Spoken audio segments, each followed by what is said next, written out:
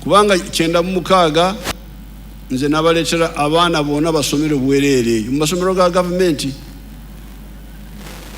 naye no wansi enkole yo mwagiremesa abakulu b'amasomero n'abakakiiko k'amasomero bakomya website mu masomero ga government n'olwekyo bwe mbamukiriza muddeyo ku nkola yange abaana basomero obwerere mu masomero ga government. Mukuru w'ihanga wona nahiga abanyayuganda okugira ngu bafeyo kandi berinda akakoko ka siriimu okwenda kutura n'amagara marungi. Naye bali abakwatibwa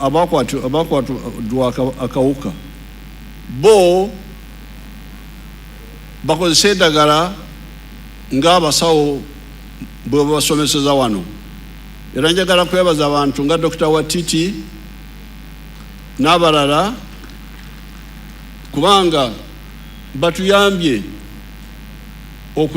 okulaga nti kisoboka wadde akawuka ka mulumba asobola okuwangaala omubulamu nekimuwa omukisa okukuza abaana bazadde ne bakula abanyankole bakyeta okunyetsa abaana n'okukola emirimu okutuuka mu myaka gy'obukadde. Mukuru w'ihanga wona nayongera higa n'abaziire okubasa kurebeka ngu programu za government zitari zimwe na zimwe ng'ejo ey'emyoga hamwe na parish development model baziteeko mu nkora okubasa kuhindura amagara gaabo ahabwanyensya nungi. Omu muringo nogugumwe mukuru w'ihanga nahiga abantu abarikutura n'akakoko ka siriimu okurebeka ngu bayekunda kandi bagumana bamere mu bazi yabo nk'okukira kubasika okwenda kugira ngu bature n'amagara marungi. Nelson Musoba orukora nka Director General ahabwa Uganda AIDS Commission ogunasima mukuru w'ihanga rya Uganda ahabwo kugira ngu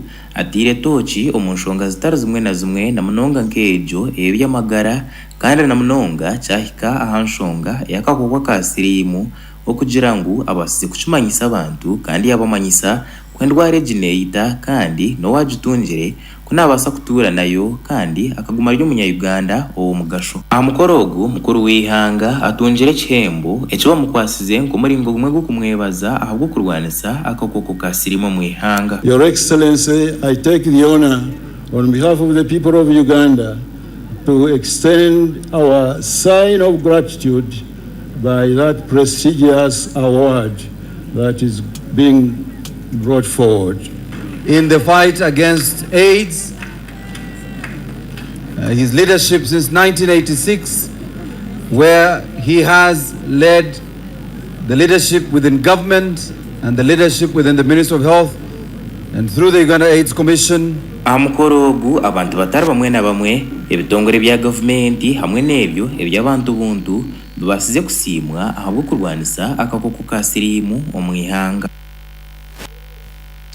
Makuru gandi Helen Seku Commissioner wa National Patriotism Secretariat yahiga abanyayuganda okwebembeza Uganda mu buri kintu cyo barukora.